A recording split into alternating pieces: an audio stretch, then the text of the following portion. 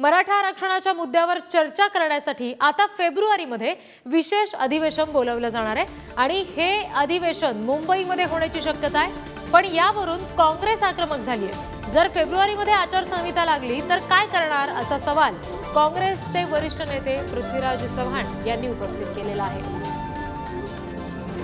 विशेष अधिवेशन जर आरक्षणासाठी बोलवायचं झालं आणि जर फेब्रुवारीमध्येच आचारसंहिता लागली तर मग नेमकं काय होणार हा सवाल काँग्रेसने उपस्थित केलेला आहे। जर अधिवेशन मुंबईमध्ये लागत असेल तर काँग्रेसने त्यावर काही सवाल उपस्थित केले।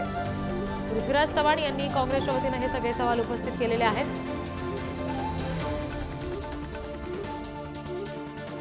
आरक्षणाच्या मुद्द्यावर चर्चा करण्यासाठी हे विशेष अधिवेशन फेब्रुवारीमध्ये बोलावलं जाण्याची शक्यता आहे आणि हे अधिवेशन मुंबईमध्ये होऊ शकतं। आणि जर तसं झालं तर आचारसंहिता जर त्याच काळात लागली तर मग नेमकं काय होणार असा सवाल काँग्रेसकडून पृथ्वीराज चव्हाण यांनी उपस्थित केला।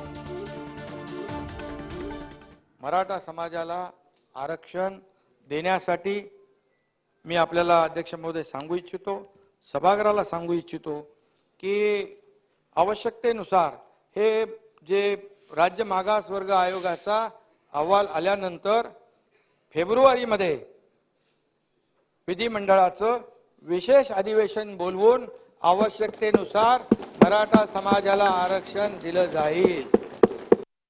फेब्रुवारीमध्ये आचारसंहिता लागेल। आचारसंहिता लागल्यानंतर आपल्याला काही करता येणार नाही। त्यामुळे माझं सरकारला आव्हान आहे, विधिमंडळाचं अधिवेशन संपणार आहे, तुम्हाला जो काही नवा कायदा करायचा तर अध्यादेश आणा। अध्यादेशचा कायदा असतो, तो अध्यादेश तुम्ही 6 महिन्यामध्ये पारित करा। नव्या कायद्याप्रमाणे मराठा समाजाला आरक्षण द्या। तुम्ही फेब्रुवारी अधिवेशनाची वाट बघू नका, पुन्हा एकदा नवीन मृगजळ दाखवू नका। सरकारला संपूर्ण अधिकार आहे। या पुढची बातमी आहे आरक्षणाच्या प्रश्नावर पंतप्रधानांनी दिलेल्या ग्वाही संदर्भातली। मराठा धनगर आरक्षण प्रकरणी लवकरच तोडगा काढणार अशी ग्वाही पंतप्रधान मोदींनी दिली आहे। आरक्षणाच्या मुद्द्यावर उदयनराजे भोसले आणि रणजितसिंह निंबाळकर यांनी मोदींची भेट घेतली।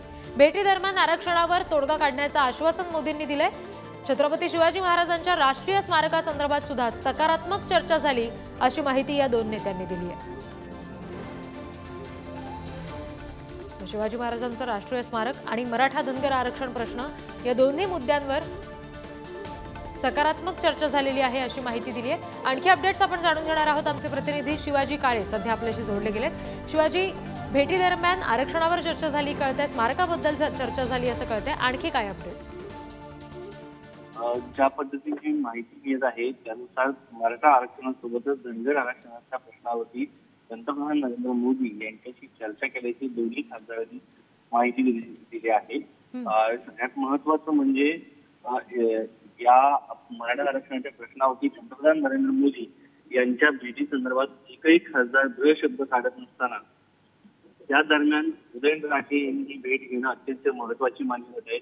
छत्रपती संभाजीराजे यांनी देखील पंतप्रधान नरेंद्र मोदी यांच्याकडे भेटीची वेळ मागितली होती, मात्र राष्ट्रीय स्मारक या कारणास्तव ही भेट देण्यात आली होती। आणि छत्रपती शिवाजी महाराजांच्या या राष्ट्रीय स्मारकांच्या भेटी दरम्यान खासदार उदयनराजे भोसले यांनी या संदर्भात पंतप्रधान नरेंद्र मोदी यांच्याशी चर्चा केली आहे। यावेळी खासदार रणजितसिंह नाईक निंबाळकर हे देखील त्यांच्यासोबत होते।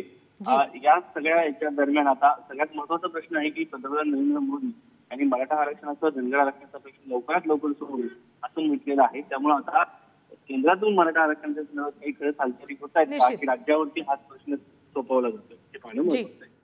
शिवाजी, धन्यवाद दिलेल्या सगळ्या तपशिलांसाठी।